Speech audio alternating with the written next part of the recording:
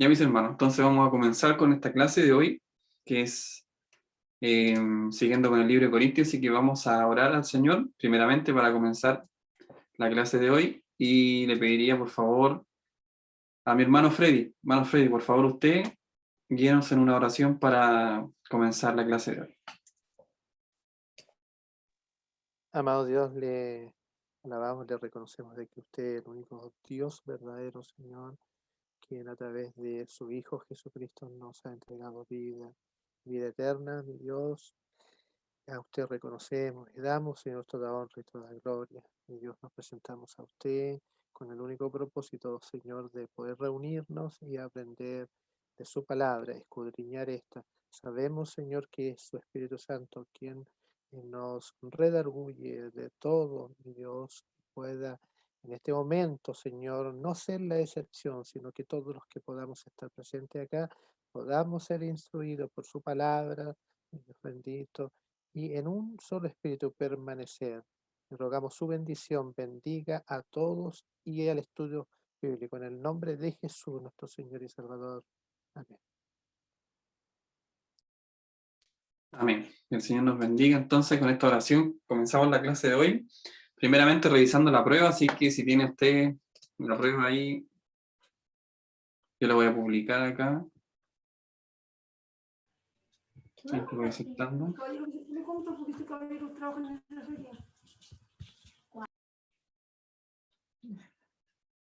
Ya. Voy a compartir la prueba entonces con los resultados, en realidad, que lo que siempre hacemos igual que el año pasado. Así que vemos como, digamos, un resumen de las respuestas de la prueba, que es nuestra primera prueba, como lo hacíamos el año pasado, ¿cierto? Midiendo con alternativas y todo eso. Así que nos llegaron 18 respuestas. Aquí están los nombres de las hermanas o hermanos. Así que si no se ven en esa lista, sería raro, pero me avisa. La primera pregunta consistía obviamente en leer el texto. Ahí lo atrapábamos al tiro para que usted pudiera leer el texto y no contestar a la prueba así como al tirar la moneda. La primera pregunta decía que teníamos, según el texto leído, cuáles eran o cuáles características tiene el verdadero cristiano santificado. ¿Ya? Hay varias respuestas que la verdad es que me contestaron una línea. Y bueno, como recomendación, esta respuesta daba para más de una línea. Por ejemplo, una persona me puso santo, apartado o separado para. Varios me pusieron como esa frase, pero lo que respectaba a la pregunta eran las características. ¿Cuáles características tiene un verdadero creyente santificado? Ya esa es la pregunta. Así que ahí les vamos a mandar como las notas después de haber revisado los textos ya que ustedes nos enviaron, pero voy a leer algunos que me parecieron interesantes. Aquí hay algunas características. Estamos llamados a ser mayordomos, o sea, a imitar la conducta de Jesús y seguir sus enseñanzas. Dice 1, invocamos el nombre de Cristo. 2, estamos apartados para Jesucristo. 3, somos mayordomos en la conducta de Jesucristo.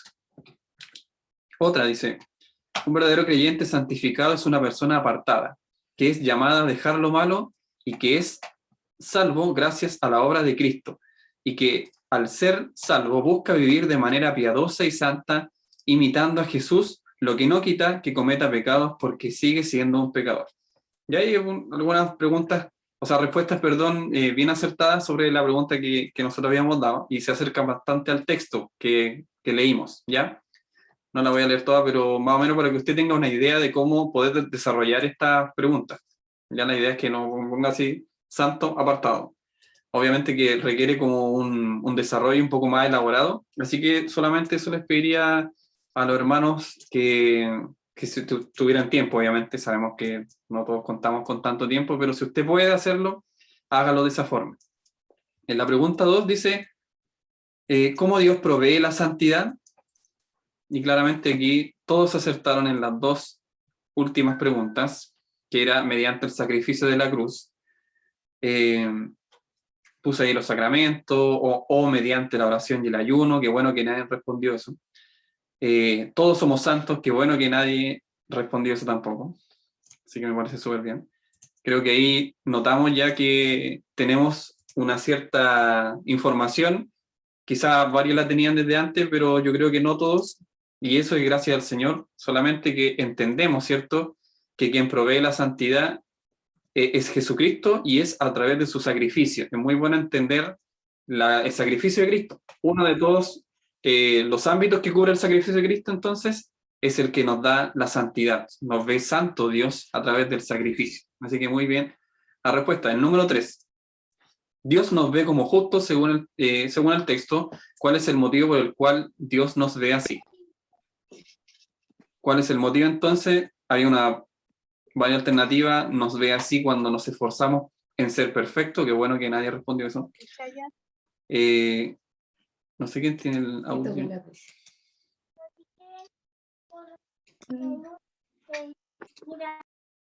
La otra dice, Dios nos ve como justos porque santificó a todo el mundo. Qué bueno que también nadie respondió eso. Tiene todo un trasfondo ese punto, pero qué bueno que nadie se tentó a responder eso. Y la correcta es, nos ve así a través de la justicia de su Hijo Jesucristo. ¿Cierto? También, toda esta respuesta que ustedes dicen, no, hay que una pregunta más, en realidad, para nosotros con Génesis no es una pregunta más. Yo creo que para la escuela bíblica no son preguntas al aire, sino que reflejan nuestra cosmovisión que tenemos en cuanto al Evangelio, nuestra cosmovisión. Acuérdense, la cosmovisión son como los lentes, cómo yo percibo las cosas de Dios y cómo me veo yo y cómo veo a Cristo también, ¿ya? Cómo me planto yo delante de Cristo, soy una persona o soy ser humano y por lo tanto necesito, ¿cierto?, que Dios me acurruque y necesito del amor de Dios, o simplemente miro la santidad y miro el sacrificio de Cristo como un regalo el cual Él me otorga, ¿cierto?, la salvación. Entonces, toda esta respuesta que ustedes nos dan nos ayuda a nosotros para más o menos saber, y qué bueno saberlo, que estamos más o menos todos en un mismo sentir y en un mismo objetivo, viendo las cosas de la misma forma, ¿ya? Más o menos teniendo la misma cosmovisión. Así que a eso apuntamos.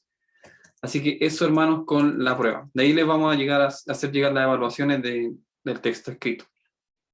Bueno, y lo felicito también porque varios hermanos, casi todos de hecho, enviaron la prueba, así que felicidades a todos felicitaciones a todos los hermanos que cumplieron con la tarea. Dicho esto, entonces, vamos a entrar a la clase de hoy.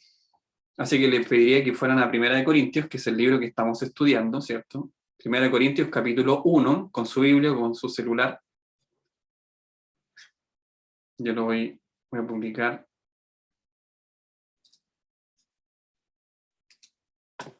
La diapo que tenemos para hoy.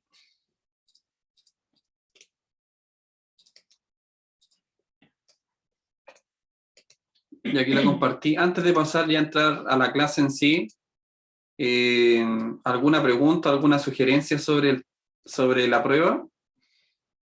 ¿Ya? No se calificó la parte del texto, como les dije, porque vamos a analizar su respuesta y ahí vamos a enviar las notas, ¿ya? Como las notas finales, que es de 0 a 7.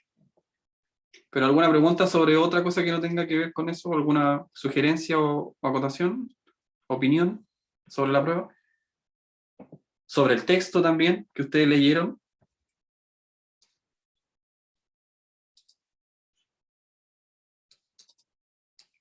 Si no, continuamos entonces. Ya, continuamos entonces. Estamos en el libro de Corintios, ¿cierto? Ustedes ya están en el libro de Corintios en sus Biblias.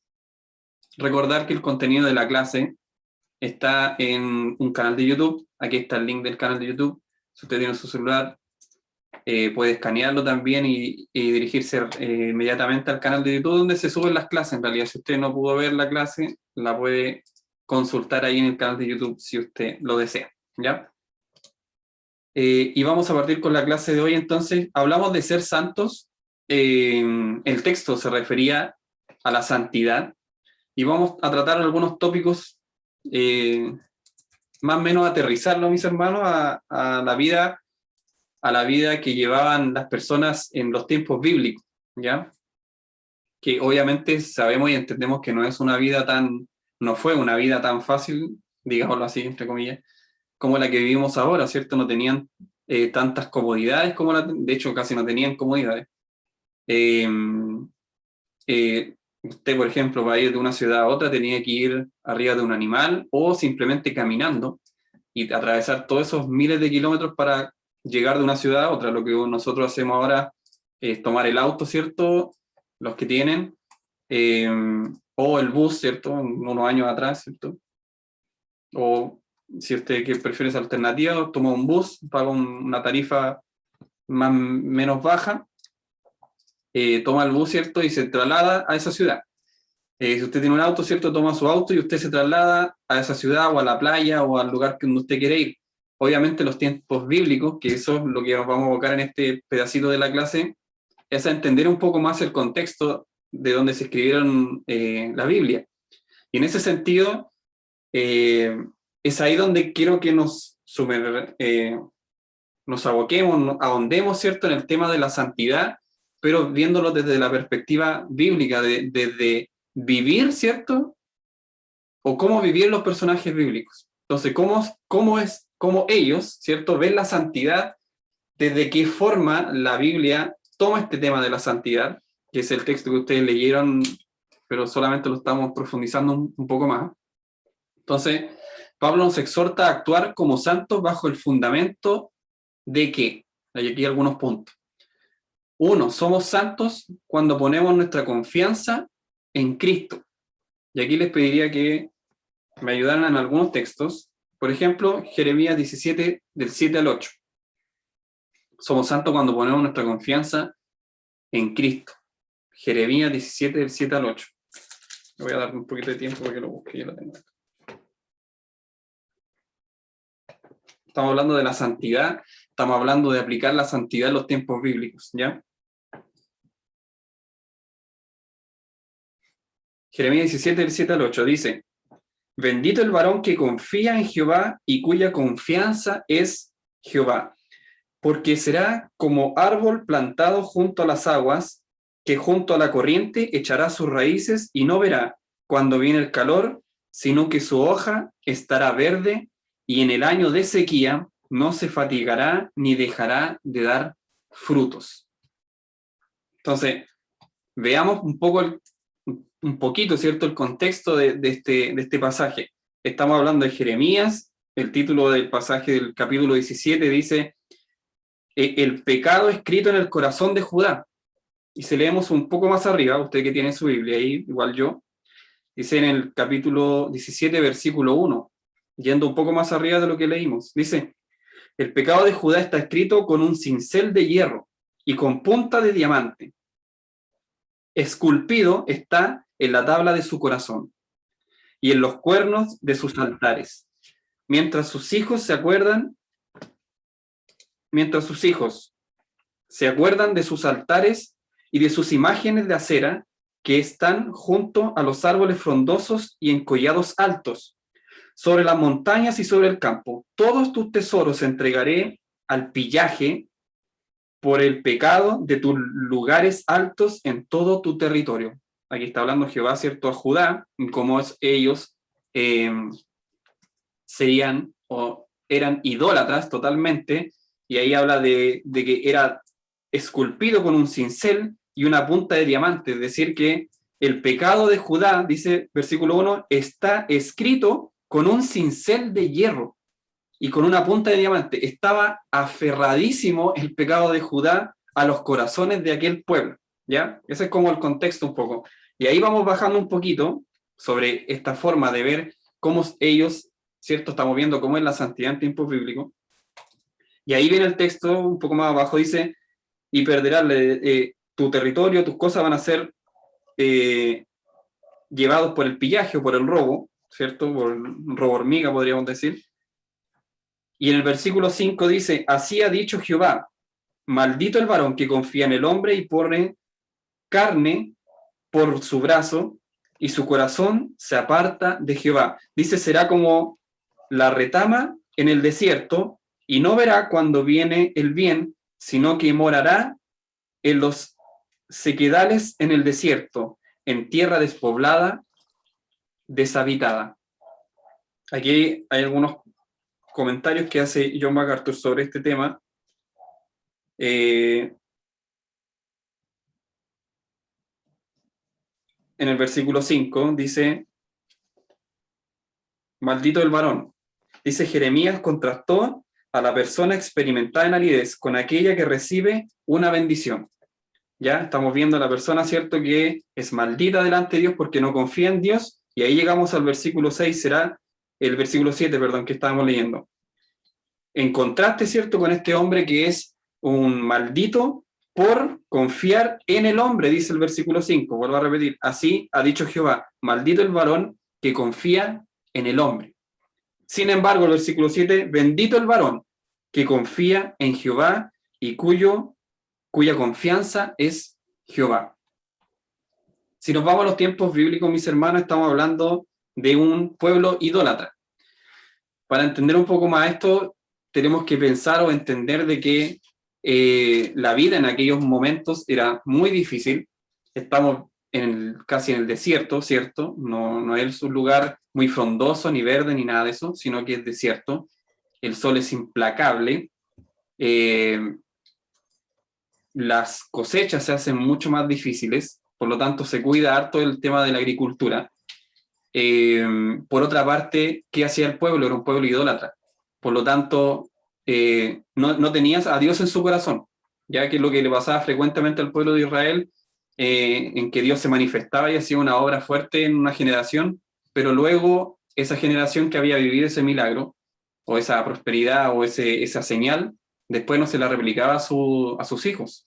Siempre había un remanente, pero en la mayoría de los casos no era así. Por lo tanto, estamos viendo un pueblo idólatra que era Judá, y realmente fuerte lo que se ve en que las personas sinceramente confiaban en el hombre, y Jehová les dice que serán malditos. En realidad, eso es. O sea, eres un maldito si confías en el hombre, pero bendito si confías en Jehová. Y por lo tanto, la vida, como dije, se hacía muy difícil. Habían personas que engañaban a otras, que mentían. Si nos vamos a una persona en particular de la antigüedad, tenía que sufrir varias cosas. Por ejemplo, ni hablar de cómo el hombre, ¿cierto?, maltrataba a la mujer. Obviamente, si ahora la maltrata, imagínense en esos tiempos donde casi no había defensa.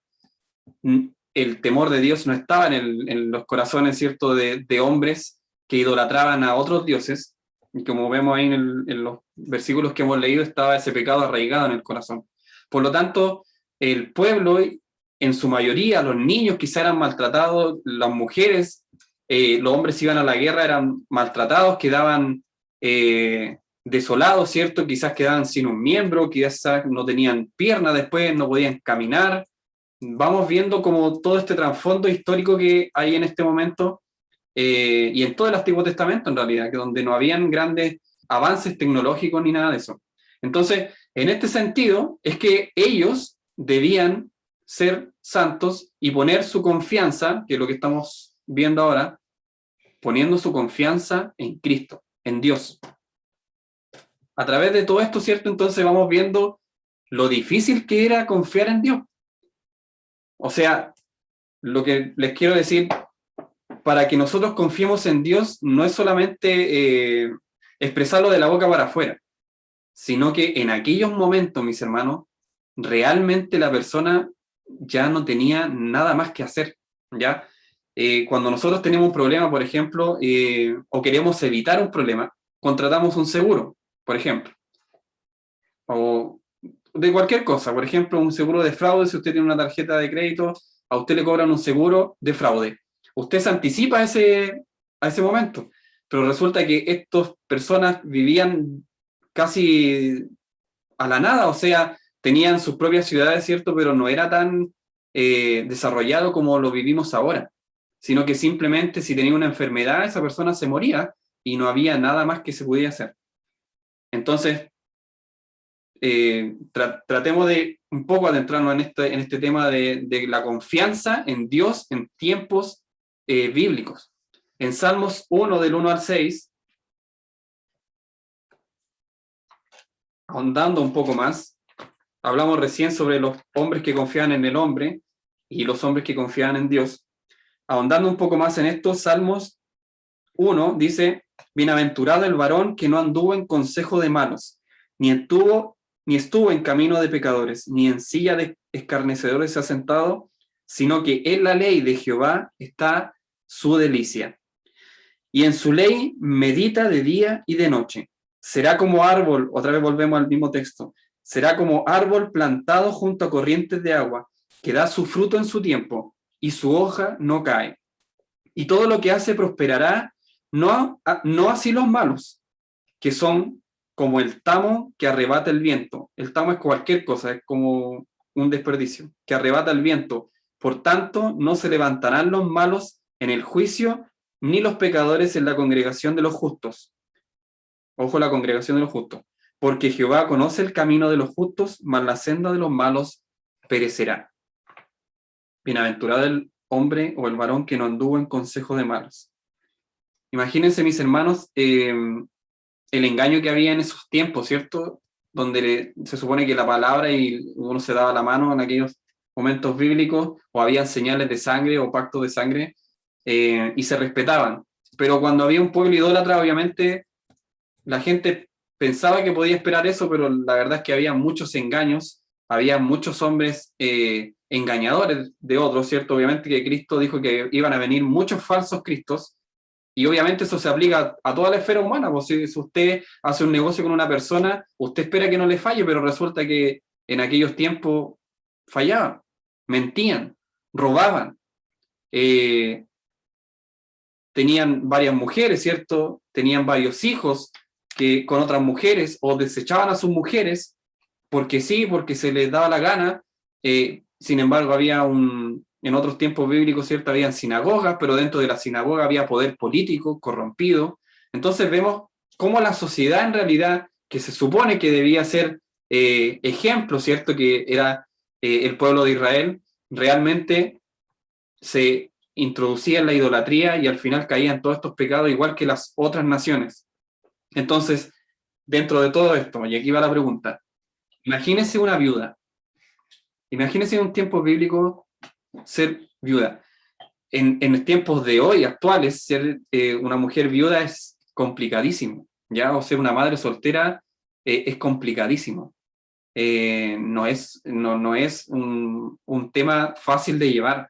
La madre tiene que proveer, ¿cierto?, a su hijo comida y también comida para ella. Tiene que, como sea, proveer una casa, proveer bienes mínimos, ¿cierto?, agua, luz, todas esas cosas, abrigo, calefacción. Imagínense en aquellos tiempos. Imagínense una viuda en aquellos tiempos que tenía que ocuparse, ¿cierto?, de tantas cosas, de evitar de que le robaran, evitar de que la estafaran, evitar de que fuera engañada, tratar de comer lo que podía. No siempre ellas podían, o no era bien visto que ellas trabajaran. Sin embargo, se les daba, ¿cierto?, en el pueblo de Israel un tramo del terreno para que ellas pudieran recoger, pero eso no siempre se respetaba. Por lo tanto, ¿de dónde sacaban comida para ellos, para ellas y para sus hijos? Entonces, en esta desesperación, vemos que la mujer o el hombre, en esta desesperación, en ya la desesperanza total, realmente no tenía a dónde más acudir. Y sin embargo, la palabra de Dios se enfoca en la esperanza, ¿cierto? Y en la riqueza que es recibir a Cristo en el corazón. Pero sin embargo, en aquellos momentos era calamidad, era algo terrible vivir en aquellos momentos. Entonces, vayamos viendo como los contrastes que nosotros vemos el Evangelio, ¿cierto?, ahora en el siglo XXI, ¿cierto?, en el año 2021, como algo tan fácil de llevar. Pero resulta que en aquellos tiempos, y eso es lo que le quiero hacer ver, era tan difícil, era realmente una desesperanza. Es decir, Dios, ¿sabes qué? Yo ya no puedo con esto. De verdad que no tengo trabajo, Dios. Yo intento encontrar, pero no encuentro trabajo, no encuentro dónde alimentar a mi hijo. No sé cómo llegar a fin de mes, no sé cómo obtener un pan, porque para otras familias que hacen lo que quieren, ¿cierto? Y del mundo y van en fiesta, resulta que tienen banquetes que desbordan y yo no tengo, Señor, qué comer. Entonces, es como es el ámbito, el contexto de situaciones bíblicas. Por ejemplo, cuando Elías fue donde la viuda y comieron del aceite que proveía nuestro Dios, tiene todo un trasfondo, ¿cierto? Un tipo, pero yendo a lo concreto, realmente que no había que comer en aquellos momentos. Y así en muchos otros momentos, donde también José, ¿cierto?, apartó por misericordia de Dios, y también un tipo de Cristo, apartó, ¿cierto?, comida para los momentos difíciles cuando iba a venir la hambruna. Pero si no había una providencia de Dios, realmente cuántas personas hubieran muerto de hambre. Así de simple, así de fuerte. Entonces, vemos que estas personas con desesperanza, ¿cierto?, acudían a Dios de forma real, de corazón, mi hermano. Acudían a Dios porque realmente ya no daban más, ya no había otra puerta, no había otra puerta, solamente era la esperanza de ver de que Dios iba a proveer. Eso era al final de todo, la confianza en Cristo es eso. En Salmo 91, 1, 2, si podemos leer, ustedes que están con su Biblia también, Salmo 91, 1, 2, que lo leemos siempre, ¿cierto? Lo memorizamos siempre en nuestros servicios. Dice, ojo aquí con todo lo que yo expliqué, pero el que habita al abrigo de Dios, ¿cierto?, del Altísimo, morará o habitará bajo la sombra de el Omnipotente, es decir, bajo la sombra, bajo la protección del que todo lo puede. El que habita el abrigo del Altísimo va a morar bajo la sombra, bajo la protección del que todo lo puede. Diré yo a Jehová, esperanza mía y castillo mío, mi Dios, en quien confiaré. No está haciendo una pregunta, no está diciendo mi Dios, ¿en quién confiaré? Sino que dice, esperanza mía es Dios, ¿cierto? Y castillo mío, un castillo fuerte, protector. Y dice, Él es mi Dios, en Él yo confiaré. Qué fuerte el mensaje que nosotros a veces repetimos, pero tiene un trasfondo increíble, mis hermanos, el Salmo 91, y cómo se acopla a lo que estamos hablando en el día de hoy. Siempre, imagínense a esta persona, ¿cierto?, a esta viuda, que no tenía que comer. Sin embargo, en su desesperación, es Dios su castillo fuerte. No hay nada más en que apoyarse, mi hermano. No es que usted tenga una línea de crédito donde usted va a sacar plata porque no la alcanzó y usted tiene algo en donde apoyarse. Aquí no hay nada. No hay nada. Sinceramente, no hay nada. Solo Dios. Solo usted y Dios. En la peor prueba, en lo más difícil, ¿cierto?, de su vida, ahí a veces no van a estar los amigos. Ahí a veces no van a estar los familiares. Usted se va a sentir como esa viuda. Ahí va a estar solamente Dios. Ahí usted se va a aferrar realmente porque realmente no hay más esperanza que aferrarse a Dios. Ahora, si leemos Hebreos 13:5, por ejemplo. Vaya a Hebreos 13:5.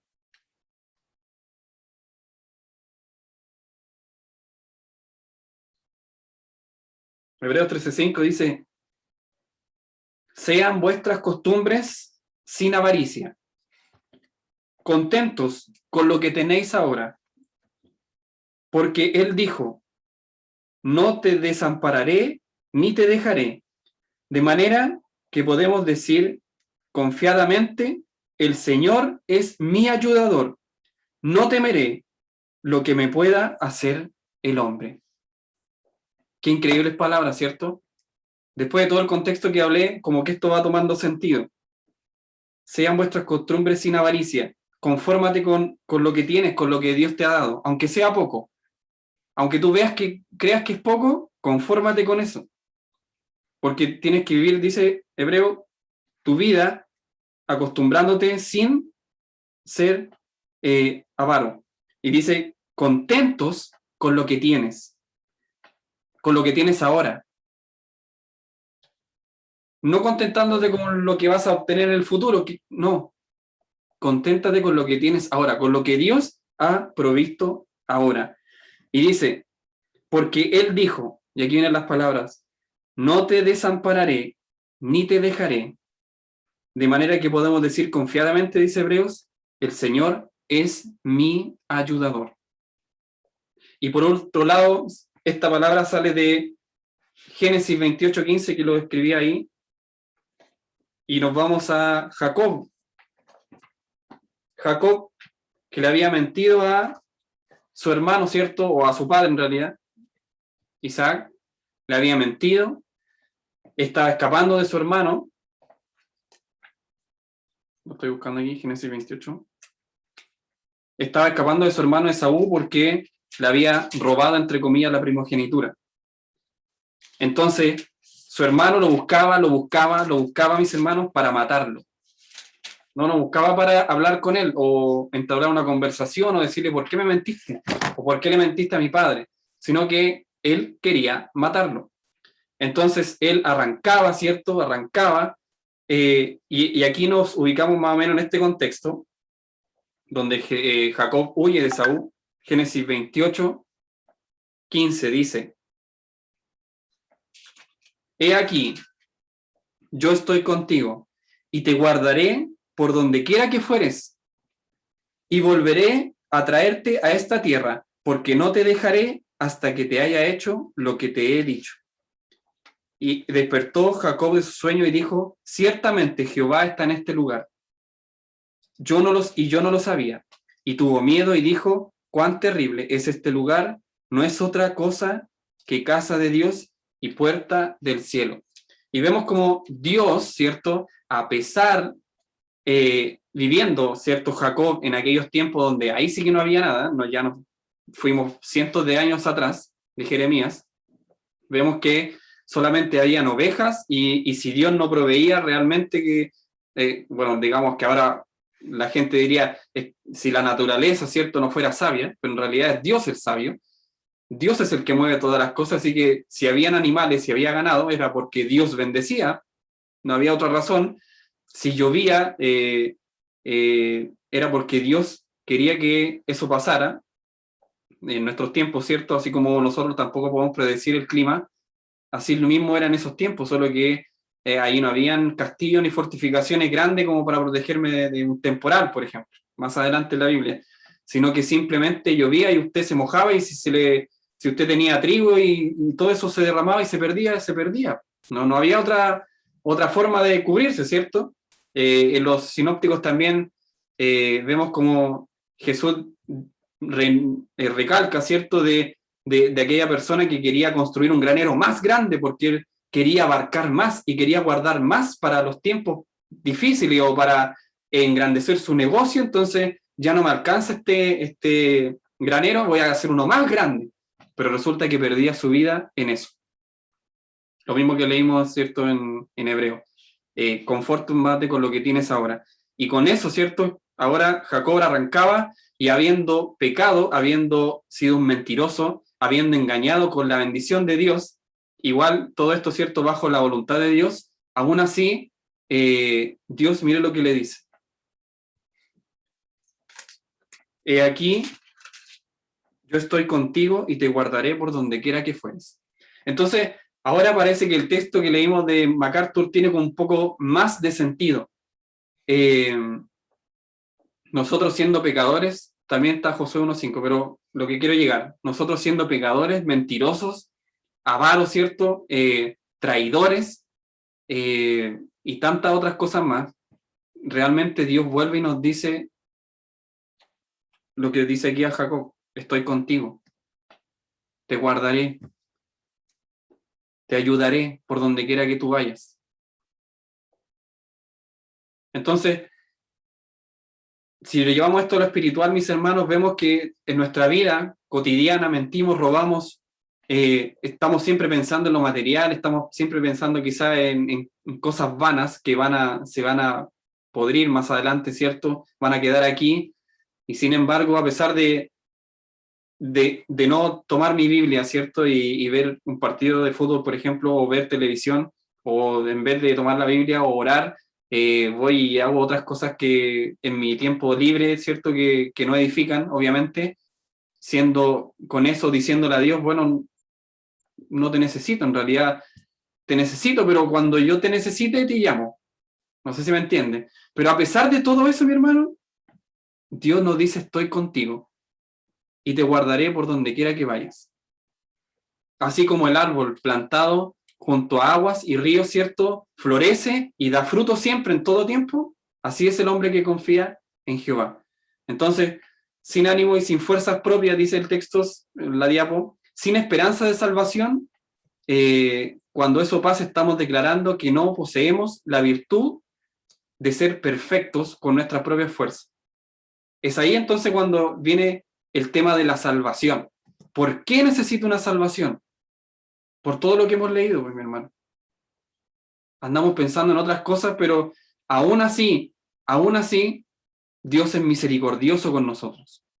Sí, y leí todos los textos del Antiguo Testamento porque si usted y yo, que vivimos en el siglo XXI, en el año 2021, nos trasladáramos a tiempos bíblicos, mis hermanos, cuán difícil sería vivir nuestra vida. No sería placentera como la vive usted o como la vivo yo en este momento. Realmente necesitaríamos ir a Dios en arrepentimiento y fe. Necesitaríamos, pero porque ya no nos queda otra razón sino que ir a sus plantas. Así como la mujer, ¿cierto?, que tenía flujo de sangre, ya no tenía más fuerza, ya no tenía más dinero porque todo se lo habían quitado, ¿cierto? Había gastado millones de pesos quizás en aquellas curaciones de aquellos médicos, no sé si eran verdaderos o eran falsos médicos, pero ya no tenía nada más que hacer, pero escuchó que el Salvador iba a pasar por ahí y tocó su manto con fe. ¿Por qué? Porque ya no había nada más que hacer. Entonces, ahora, ¿cómo somos santos nosotros dentro de esta esfera? ¿Cómo? Con ellos entonces salimos de la duda de cómo seremos santos, seremos salvos, ¿me será quitada la gracia de Dios? ¿Seremos santos en realidad? ¿Seremos salvos? Mis hermanos, y aquí viene como la conclusión de toda de esta parte de la sección de la clase. ¿Realmente somos santos? Sí. Pero ¿sabe qué? No es por mi mérito, porque yo soy un pecador y voy a volver a pecar más rato, mañana, en 10 minutos más, en un día más, en una semana más, voy a seguir pecando. Sinceramente, si soy santo, es porque no fue con mi esfuerzo, sino que fue por el esfuerzo de alguien más. Y ese es Jesucristo. Si soy salvo por el sacrificio de alguien más, no por mi propio sacrificio, sino porque el sacrificio de Jesucristo. Y yo no hubiera podido de ninguna forma, así como la viuda, de ninguna forma hubiera podido, ¿cierto?, obtener algo, si no era entregarse a Dios.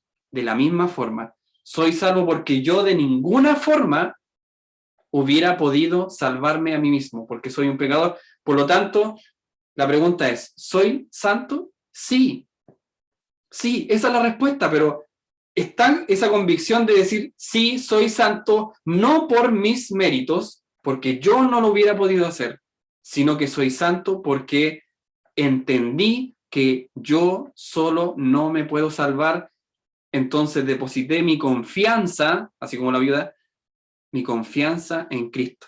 ¿Y qué me dijo Cristo, cierto? Yo estoy contigo y te guardaré por donde quiera que vayas, y como ahora eres un hombre, una mujer sabia, ¿cierto?, que depositaste tu confianza en mí, ya no es el trabajo, ya no es lo que viene, ya no es la economía ni el presidente que va a venir, sino que depositaste tu confianza en mí, entonces eres como un árbol plantado junto a aguas y siempre vas a estar dando fruto, no importa que el mundo se esté cayendo al lado, siempre vas a estar dando frutos, porque pusiste tu confianza en mí. Sin embargo, el hombre que pone su confianza en el hombre, usted lo puede ver, y la palabra lo dijo, maldito, ese hombre va a perecer. Jehová conoce la senda de los malos y perecerá. Lo leímos. Entonces, la pregunta es, ¿soy santo? Sí, soy santo. No porque yo pueda, sino por los méritos de Jesucristo. ¿Soy salvo? Por supuesto que sí. No porque yo lo pude haber hecho, sino por el mérito de Jesucristo. Que eso nos quede bien grabado en nuestra mente y en nuestro corazón, mis hermanos, que siempre fue por el sacrificio de Cristo que podemos decir que somos santos, que somos salvos y que Dios nos ha prosperado y todo eso, ¿cierto?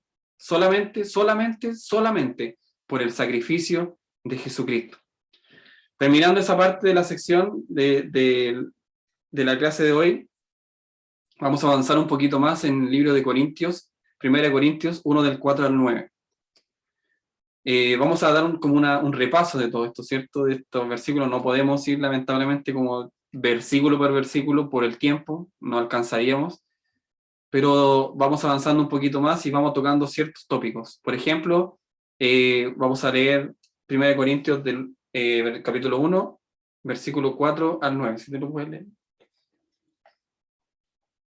Gracias doy a Dios siempre por vosotros, por la gracia de Dios que os fue dada en Cristo Jesús. ¿Todo? ¿Sí? Porque en todas las cosas fuisteis enriquecido en él, en toda palabra y en toda ciencia, así como el testimonio acerca de Cristo ha sido confirmado en vosotros, de tal manera que nada os falta en ningún don, esperando la manifestación de nuestro Señor Jesucristo, el cual también os confirmará hasta el fin, para que seáis irreprensibles en el día de nuestro Señor Jesucristo.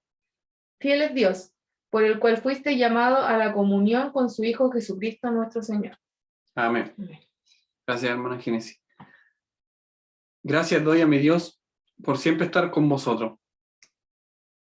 Siempre por estar con vosotros, por la gracia de Dios que os fue dada en Cristo Jesús. Vamos a tocar ciertos puntos hasta el día de hoy, hasta donde dice testimonio. Hasta ese punto vamos a tocar el día de hoy. Primero vamos a hablar de la gracia que siempre hablamos, o lo hablamos el año pasado, pero nunca está de más volver a repetirlo. De hecho, Pablo habla de esta palabra en muchas de sus cartas y muchas veces, no solamente una vez, sino que muchas veces, siempre reconociendo que la gracia de Dios es un regalo inmerecido, como dice ahí, es misericordia hacia nosotros, ofrecida a los pecadores, que es inmerecida e impagable, como dice John MacArthur.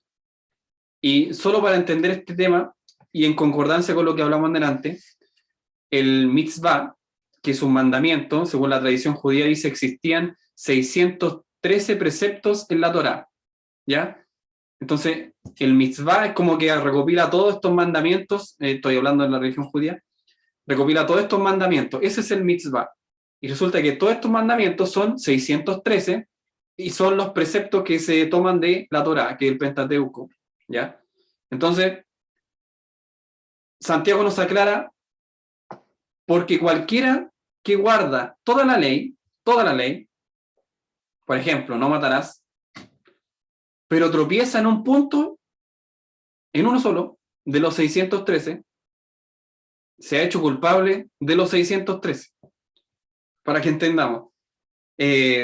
Y yo le hago una pregunta, por ejemplo, hay una lista que siempre dicen algunos predicadores, voy a dar, no sé, 5 puntos. Por ejemplo, tengo una lista de los pecados que yo puedo cometer: mentir, robar, matar, dar un falso testimonio, adulterar puede ser también, quejarme delante de Dios, quejarme, no estar conforme. Ya, esos 6 no. De los 613, digamos que solamente 6. 6 yo no debo incumplir. La pregunta que le hago, ¿cierto? Dentro de una semana, ¿usted puede no hacer estas 6 cosas que las nombré en una semana? ¿Piensa usted? En una semana no puedo mentir. ¿Cree que lo haría posible? Siendo sincero. No creo. Ya digamos, en un día. En un día no puedo ni mentir, ni pensar en ningún pecado. Es decir, no puedo pensar ni que me guste otra mujer, ni pensar en acostarme con ella. Eso ya es pecado, al tiro. Ni tampoco pensar en matar, que ya eso también sería un pecado. Ni decir ninguna mala palabra contra Dios o quejarme de, no sé, todo eso en un día. ¿Usted cree que lo podría hacer? Yo creo que no alcanzamos tampoco un día. Ya digamos una hora. Digamos que en una hora usted no puede mentir, no puede faltar a la verdad, ¿cierto? Y todo lo que acabamos de decir, una hora. en una conversación, ¿usted cree que no cometería ningún pecado? ¿Alguna opinión? ¿No? ¿Sí? ¿No? 1 hora. Solamente 1 hora. Nadie. 10 minutos. Perdón que sea tan majadero. 10 minutos. Por ejemplo, en un culto, usted está en un culto, ¿cierto? Y aquí ya pecamos porque en un culto y durante 10 minutos, yo sé que en ese culto que dura 1 hora, usted no siempre va a estar pensando en adorar a Dios. Y ahí ya está pecando. Imagínese, o sea, 10 minutos, no duramos 10 minutos, mis hermanos. Entonces, todos estos puntos, ¿cierto? Estos preceptos, 613, usted no puede tocar ni siquiera uno, usted no puede incumplir uno. Y Santiago dice, bueno, cualquiera que guarda toda la ley, toda, completa, pero tropieza en un punto, se ha hecho culpable de todos. Por lo tanto, lo que quiere decir esto que a lo mejor yo solamente mentí, por ejemplo. Pero al mentir ya me hice culpable de mentiroso, ¿cierto? Obviamente, asesino, levanté un falso testimonio, me quejé delante de Dios. Todos, porque me hice culpable de todos. Eso lo dice Santiago. Usted se ha hecho culpable de todos. Por lo tanto, aquí viene la gracia de Dios. La gracia de Dios es un regalo realmente, realmente inmerecido, porque yo ni siquiera, como lo analizamos aquí brevemente, ni siquiera en 10 minutos podría dejar de pecar. Yo creo que ni siquiera en 1 minuto podría dejar de pecar. Siempre, mis hermanos, y ahí está la clave, siempre, aunque no queramos, de la forma que nosotros lo veamos y creamos que no estamos pecando, mis hermanos, siempre nuestro corazón está maquinando algo malo, siempre nuestro corazón está en la cosa material, siempre nuestro corazón está en el futuro y en cómo yo me voy a desarrollar, y siempre yo, y cómo yo voy a hacer esto, y cómo voy a hacer esto otro. Y si no es ahora que usted está pensando en eso, quizás tiempo atrás usted sí lo hizo. Por lo tanto, ya pecó, por lo tanto, usted se hizo ya culpable de toda la ley, de todo el mitzvah, como lo leímos, ¿cierto? Entonces, no hay manera de salvarse. Y ahí viene la gracia. Misericordia ofrecida a los pecadores, como usted y como yo, que pecamos a cada rato, inmerecida e impagable. Y aquí MacArthur como que hace un buen texto y lo puse aquí. La gracia, esto es del comentario de John MacArthur que nosotros estamos estudiando. La gracia no sería gracia si Dios dijera, te salvaré si dejas de pecar. Ya no sería gracia, porque la gracia es un regalo inmerecido, un regalo inmerecido. Por lo tanto, la gracia no es que te voy a salvar con una condición, ya no sería gracia. No sé si me van siguiendo. Es impagable, no tiene condición, simplemente te doy un regalo. Cuando usted quiere regalarle algo a alguien, yo creo que nadie regala con la mente pensando, te voy a hacer este regalo, toma, ahí te lo regalo, toma, te lo regalo, pero si mañana tú no me regalas algo, yo te lo voy a quitar. Nadie, pues mis hermanos, no sé, a lo mejor alguien lo habrá hecho alguna vez, pero no se da. Bueno, resulta que la gracia es lo mismo. Dios da la gracia a sus escogidos por misericordia, ¿cierto?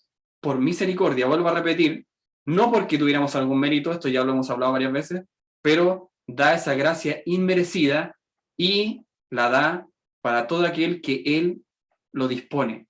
Por lo tanto, Él nos da esa gracia y después la quita, porque entonces no sería gracia, mi hermano.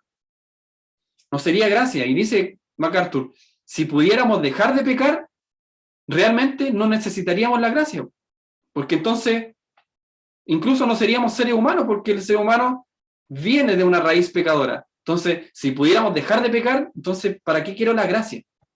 Sin embargo, como no podemos dejar de pecar, necesitamos la gracia de Dios, ese regalo. Dice, porque no nos ganaríamos la salvación, nos haríamos dignos de la salvación. Si alguno de nosotros piensa que no es tan pecador, por lo tanto, él puede obtener, o ella puede obtener una salvación, y la puede obtener, la puede ganar por sus propias fuerzas, entonces no seríamos dignos de la gracia, seríamos indignos de la gracia. Pero como somos pecadores, realmente necesitamos gracia de Dios.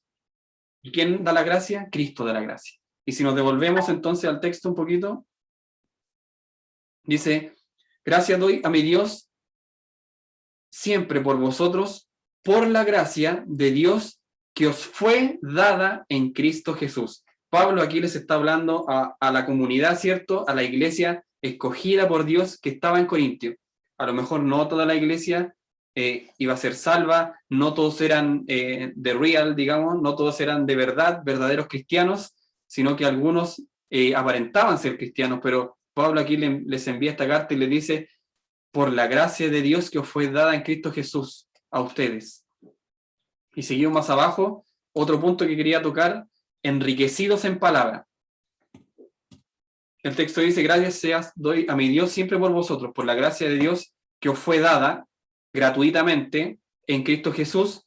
Versículo 5, porque en todas las cosas fuisteis enriquecidos en Él, en toda palabra y en toda ciencia. Y aquí vamos a tocar un punto que no habíamos tocado antes. Enriquecidos en palabra. ¿En palabra qué? En palabra en verdad de Dios, porque estamos hablando de palabras, de la Biblia contiene palabra de Dios. No es cual palabra mía de Pablo Mora, sino que palabra del Omnipotente, palabra del Todopoderoso, de Dios. Entonces, enriquecidos en palabra. Entonces, ¿cómo nosotros estamos aprovechando este enriquecimiento en palabra? ¿Cómo lo aprovechaban entonces los corintios en aquellos momentos? Entonces, una de las mayores debilidades es no hablar de nuestro Señor. Yo creo que aplicándolo al día de hoy, como Pablo le está hablando a los corintios, hemos sido enriquecidos en palabra, en verdad de Dios. Sabemos la verdad de Dios. Usted sabe que el mundo hoy en día está corrompido y fuertemente tergiversado, ya que la verdad es relativa. Por lo tanto, usted tiene su verdad, yo tengo mi verdad, mi hermano Freddy tiene su propia verdad, y mi hermana Pilar, que está al lado de él, tiene otra verdad. Pero mi hermana Pilar no puede implantar su verdad en nuestro hermano Freddy, porque es relativa.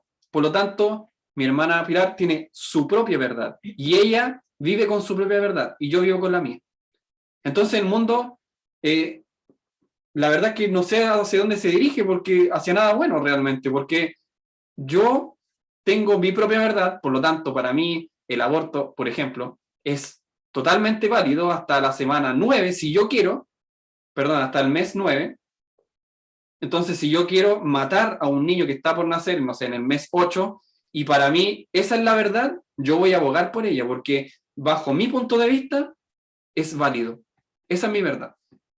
Y la hermana Pilar vendría y me diría, no, pues Pablo, la verdad es que un niño tú solamente lo puedes matar hasta las 12 semanas, y solamente en 3 causales, y esa es mi verdad. Por lo tanto, tu verdad está mala.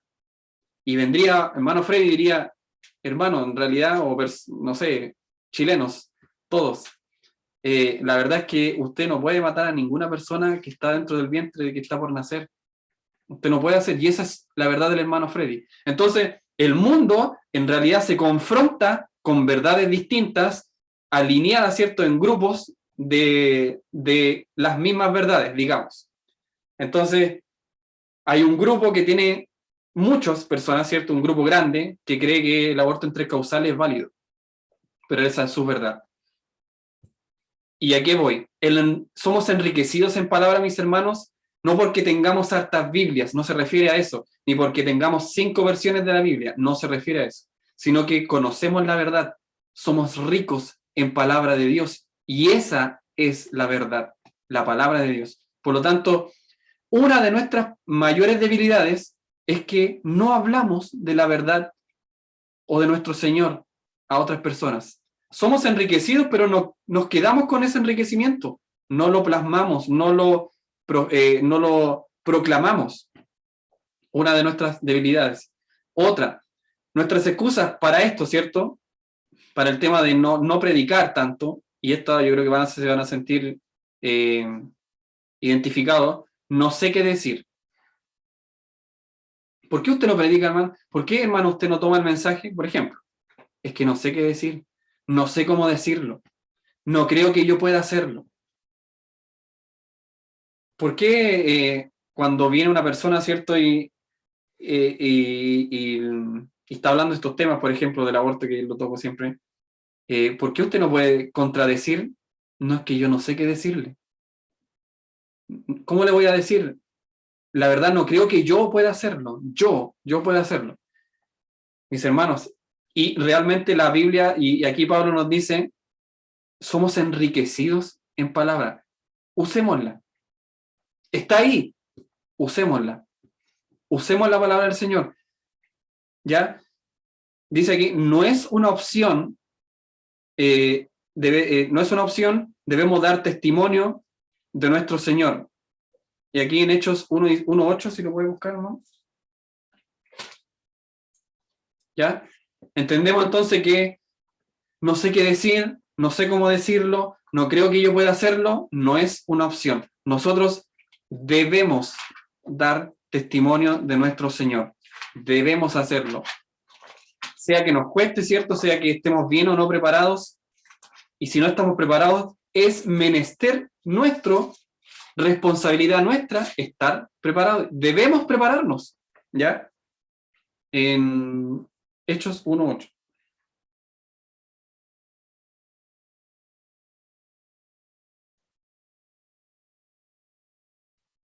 Sí, es 1:8.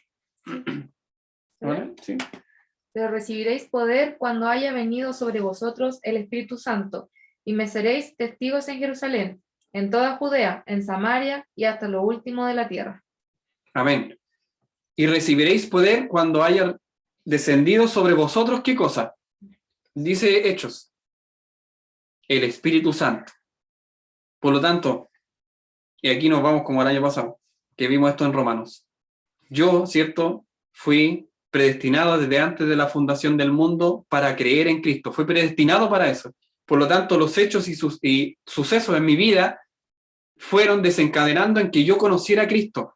Y por lo tanto, Cristo, a través de mi corazón, fue trabajando en él para que cuando él se me presentase, yo le aceptase con gozo. Así que no es obvio que yo tengo el Espíritu Santo, es obvio. De hecho, lo vimos el año pasado también, por eso lo vuelvo a recalcar. Cuando tenemos el Espíritu Santo es cuando tenemos realmente vida. Somos vivos, ¿cierto? Para Dios, muertos al pecado, decía Romanos, vivos para Dios. Tengo vida espiritual en mi vida. Ya no soy como el mundo, ¿cierto? Que para él son locura, que lo leímos también en Romanos, para ellos son locura la palabra, sino que para mí es gozo y bendición de Dios. Entonces, tengo el Espíritu Santo, yo lo tengo, mis hermanos, y él, como dice Hechos, pero recibiréis poder cuando haya venido sobre vosotros el Espíritu Santo y me seréis testigos en Jerusalén y así en toda la tierra. Eso ocurrió en distintas formas en nuestra vida y en distintos momentos. Algunos, ¿cierto?, se convirtieron y descendió el Espíritu Santo en sus vidas y tuvo vida espiritual a los 13 años, otro a los 15, otro a los 26, otro a los 30, otro a los 50, otro al final de su vida. Eso solo lo sabe Dios. Pero si usted está aquí ahora, realmente yo creo que usted tiene el Espíritu Santo en su vida. Úselo. Pídale a Dios discernimiento, pídale a Dios palabra, pídale a Dios entendimiento para poder entender. ¿Para qué? Para poder predicar la palabra. No tenemos excusa, mis hermanos. Somos enriquecidos en palabra, como le dice Pablo. Entonces no es una opción no dar testimonio. Debemos dar testimonio, como decía Hecho. Y dice más abajo, debemos orar, como decía, para pedir sabiduría en este sentido, como Pablo lo hizo también. Ojo, Pablo lo hizo. Pablo, que fue un letrado, y ya hemos hablado harto de él, pero la Biblia está llena de sucesos de Pablo que usted diría, realmente Pablo es un siervo de Dios, está a otro nivel. Pero resulta que mire cómo oraba Pablo. Oren también por mí, decía en Efesios. Oren también por mí, para que cuando hable, Dios me dé las palabras para dar a conocer con valor el misterio del Evangelio. Oren por mí para que cuando hable, Dios me dé las palabras. ¿Se dan cuenta? Dios me dé las palabras. ¿Para qué? Para dar a conocer el misterio del Evangelio. Entonces, no hay excusas. O sea, si él estuvo orando, pidiendo en oración que oraran por él para que cuando él hable, Dios le dé las palabras. Mis hermanos, ¿qué más nosotros necesitamos, cierto, de esa unción de Dios, de esa palabra de Dios? Oremos al Señor, porque si nos falta palabra, y esto para todos, oremos así como lo hizo Pablo, para que Él nos dé palabra para dar a conocer de mejor forma el ministerio del Evangelio. Entonces estamos enriquecidos en palabra. Y el último punto que quería tocar hoy, testimonio. Voy a volver un poco en el texto. Dice, versículo 5, porque en todas las cosas fuisteis enriquecidos, en toda palabra, como lo leímos, y en toda ciencia, así como el testimonio acerca de Cristo ha sido confirmado en vosotros. Testimonio. El testimonio es una palabra que sale marturión, que significa testigo. ¿Ya? Ser testigo. Y aquí dice claramente, Dios nos encomienda a proclamar, decir algo públicamente de forma solemne, o esto les decía Pablo a los Corintios, ¿ya? Entonces, nos encomienda a nosotros a proclamar, a decir algo públicamente de forma solemne. Eso significa proclamar. Decir algo públicamente en forma solemne, respetuosa. Y así se trata el Evangelio, ¿no? Por ejemplo, cuando se toma el púlpito para, perdónenme la expresión, denostar a un hermano. Eso no se hace. En realidad, nosotros debemos tomar el púlpito y todas las instancias de predicación de forma solemne, solamente para hablar del Evangelio, solamente para hablar de la obra de Cristo, de alguna historia bíblica, de algún personaje bíblico, y cómo eso se refleja en el día de hoy, el tipo y el antetipo, cómo Jesucristo o en el Antiguo Testamento se prefigura a Cristo en alguna forma. Eso es lo que se hace, ¿cierto?, en una predicación del Evangelio, proclamar algo solemnemente, de buena forma, de forma respetuosa. El mismo Pablo estaba llamado a proclamar el Evangelio, testificando acerca del arrepentimiento en Hechos 20:21, si lo puede leer mi hermana Marta, que la veo por ahí. Hechos 20:21. Y estamos casi terminando, hermanos. Mi hermana Roxana, si puede leer en 2 Timoteo 1:8, si lo puede buscar mientras, ya para tener el texto.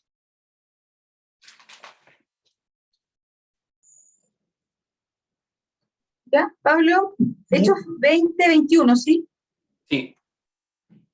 Dice, versión NTV. Ya. 21. 20:21. He tenido un solo mensaje para los judíos y los griegos por igual. La necesidad de arrepentirse del pecado, de volver a Dios y de tener fe en nuestro Señor Jesús. Amén. La necesidad.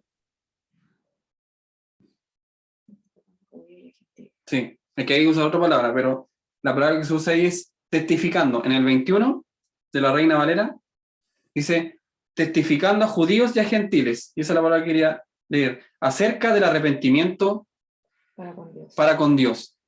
Testificando, entonces dando un testimonio del arrepentimiento para con Dios.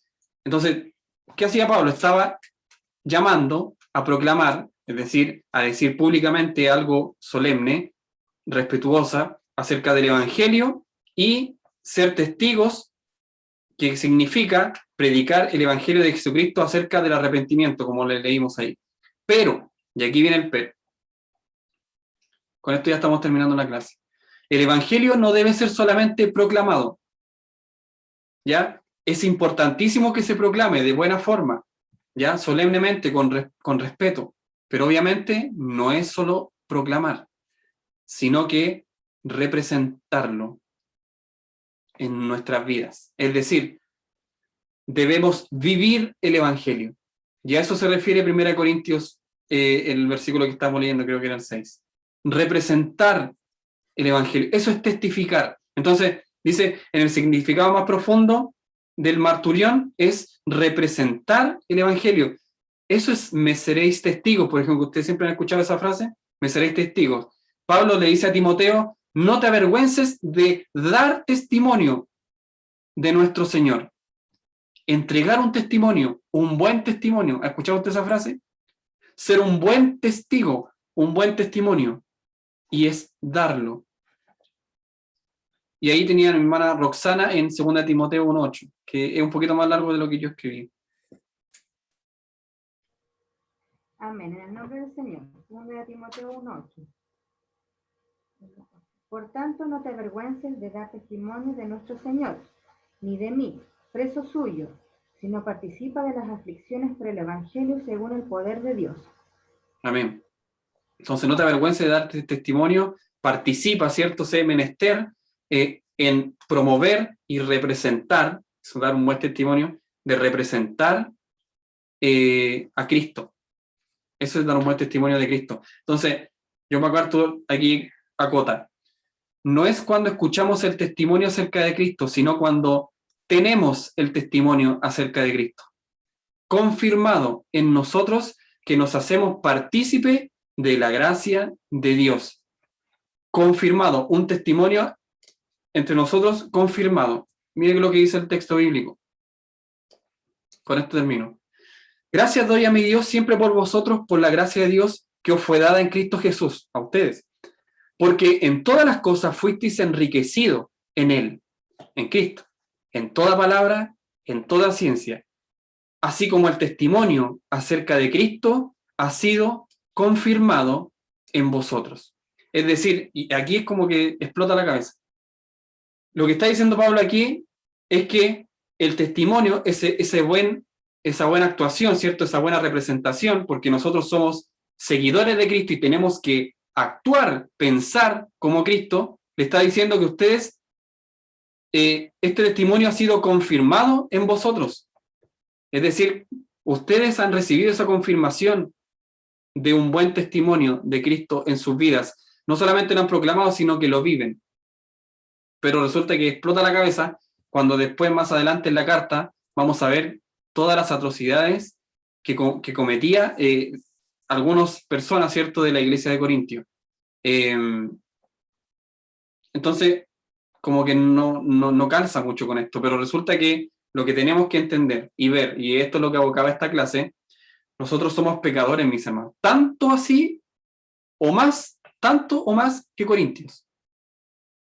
Tanto o más que la iglesia de Corintios somos pecadores nosotros. Y aún así, Pablo les escribía que estaba agradecido de Dios por la gracia que le había sido otorgada a los corintios en Cristo Jesús. Daba gracias porque en todas las cosas habían sido enriquecidos en palabra, que estaba ahí la palabra de Dios, en toda ciencia eran personas inteligentes, y también estaba agradecido por el testimonio que había sido confirmado en ellos.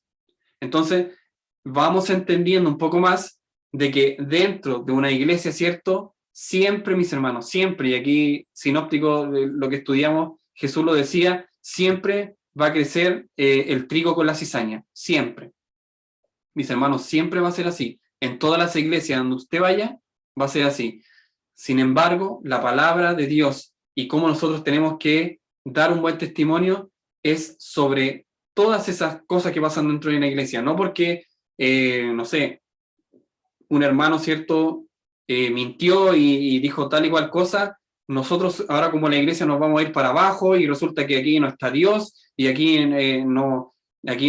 Dios realmente no respalda esta iglesia o cosas así, sino que realmente nosotros debemos abocarnos en dar un buen testimonio, siempre dando gracias porque Dios nos da gracia inmerecida a nosotros como cristianos. Ninguna iglesia es perfecta, mi hermano. Y Pablo le hablaba a una iglesia totalmente imperfecta, pero aún así, Pablo daba gracias porque Dios hacía la obra. Ahí en esa iglesia pecadora, Dios hacía la obra, Dios trabajaba, Dios cumplía los propósitos, ¿cierto?, de su voluntad en aquella iglesia, tanto como en Éfeso, tanto en Romanos también, y así en otras iglesias, donde usted puede ver ahí en Apocalipsis, la iglesia de Sardi y todas esas 7 iglesias, los mensajes, los problemas que tienen esas iglesias son actuales. La mayoría de ellos son totalmente actuales, pero aún así Dios prospera a aquellos hermanos que están en esa iglesia. No se derrumbe su corazón, tenga fe y esperanza, ¿cierto?, que Cristo viene pronto, así como la viuda confiaba plenamente en Cristo porque ya no tenía nada más que hacer, ya no había otra forma. Confía en el Señor. Las personas, ¿cierto?, que confían en Dios van a tener, como decía, ese árbol, ¿cierto?, plantado junto a corrientes de agua, donde el fruto iba a florecer, su hoja iba a estar verde, y por otro lado, ¿cierto?, las personas que no hacían eso realmente eran desechadas por Dios. Así que dentro de toda esta clase que vimos como cosas un poco distintas, pero al final era el mismo norte a lo que apuntábamos,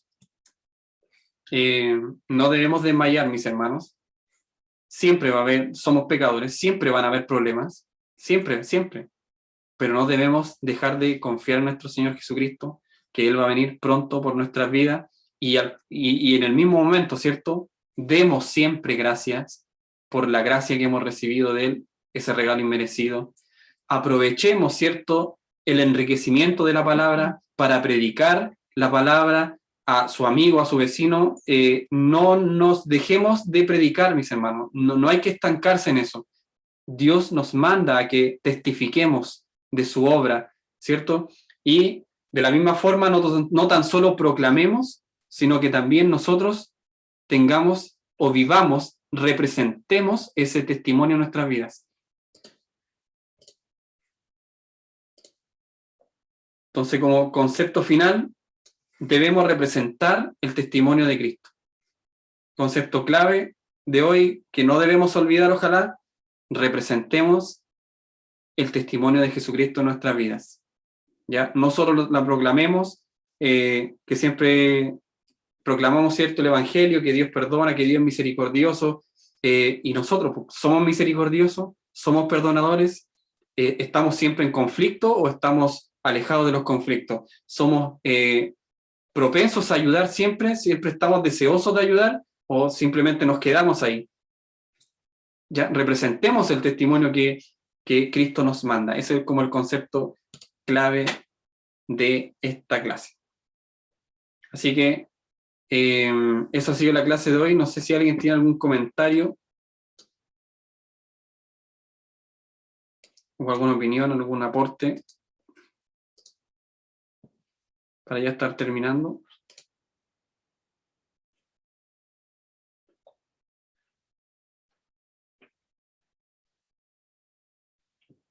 No, sí, no, nadie. Nadie. Ya, mis hermanos, entonces con esto concluimos la clase de hoy. Agradezco a Dios, obviamente, por el día y el momento que nos ha otorgado. Le doy gracias a Dios porque el tema de la santidad, la verdad es que cuando lo aplicamos al tema bíblico es un tema muy doloroso, y ahí vemos que nosotros realmente vivimos casi en un paraíso, podríamos decir. Nuestras comodidades son infinitamente más grandes que las personas que vivían en los tiempos bíblicos, y cómo ellos tomaron la confianza de Dios como una forma de vida. Realmente, mis hermanos, confiaban en Dios, depositaban su fe en Dios, porque realmente ya no había nada más que hacer. Ya no había otra forma de poder lograr un objetivo, ya no había otra forma de quizá alimentarse, de pensar el día de mañana, no había ningún seguro ni nada de eso, solamente era la confianza en Dios. Yo aprendí de eso, yo creo que me enriquecí de ello. En los próximos años, como les dijimos, vamos a estudiar a partir de Génesis. Vamos a ver ahí varios temas, nos vamos a tomar con estos tópicos de cómo era la vida en aquellos tiempos y cómo la confianza en Dios realmente hacía la diferencia, así como la hace hoy en día también. ¿Ya? Así que eso, mis hermanos, vamos a concluir la clase de hoy. Tarea a la próxima clase. Tarea a la próxima clase. Sí, pero no la he definido todavía, pero vamos a tener una tarea de la lectura de Corintios para que vayamos avanzando en el libro. Así que eso, mis hermanos. Vamos a concluir la clase de hoy y vamos a orar en el nombre del Señor. Padre, te damos muchas gracias, Señor, muchas, infinitas gracias, porque tú has sido bueno con nosotros, Señor. Gracias te damos, Dios mío, porque nos has nutrido, Dios mío, de inteligencia y de palabra, de ciencia. Nos has enriquecido, Dios mío, en nuestro conocimiento de ti. La verdad, Dios mío, la sabemos y es tu palabra, Señor amado. Gracias por revelarte, Dios mío, a nosotros, por misericordia. Te damos gracias, Dios mío, porque aunque no tengamos nada, sabemos, Dios mío, que tú estás ahí y que tú nos ayudarás y que serás fiel con nosotros, Señor. Siempre nos ayudarás, como decía tu palabra, Señor amado. Gracias porque somos tus hijos, Señor amado. Gracias, Dios mío, porque reconocemos que somos pecadores. Gracias porque nos has dado tu gracia, Señor amado, inmerecida totalmente, Señor. Y nos las has dado como regalo, Dios mío, en este día. La podemos aprovechar, la podemos recordar, la podemos meditar, Señor amado. Te damos gracias por eso, Señor, por ese tremendo sacrificio que tú hiciste en la cruz, Señor amado. Te pido una bendición grande por esta clase, Señor. Tú sigue prosperándola, Señor amado. Tú sigue trayendo personas, Dios mío, de acuerdo a tu voluntad, Señor. Y que todos juntos vayamos aprendiendo más de ti, más de tu gran obra, tu misericordia y todo lo que haces por nosotros cada día, Señor amado. Te pido una bendición por esta clase, Dios, permitiendo, Señor, que tú puedas seguir, Dios mío, permitiéndonos dar esta clase y poder conectarnos, Señor mío, en un futuro para así poder aprender más de tu palabra, Señor. Te pido una bendición grande por esta clase y por esta sesión de hoy, en el nombre del Padre, Hijo y Espíritu Santo. Amén. Amén. Que el Señor les bendiga, hermanos.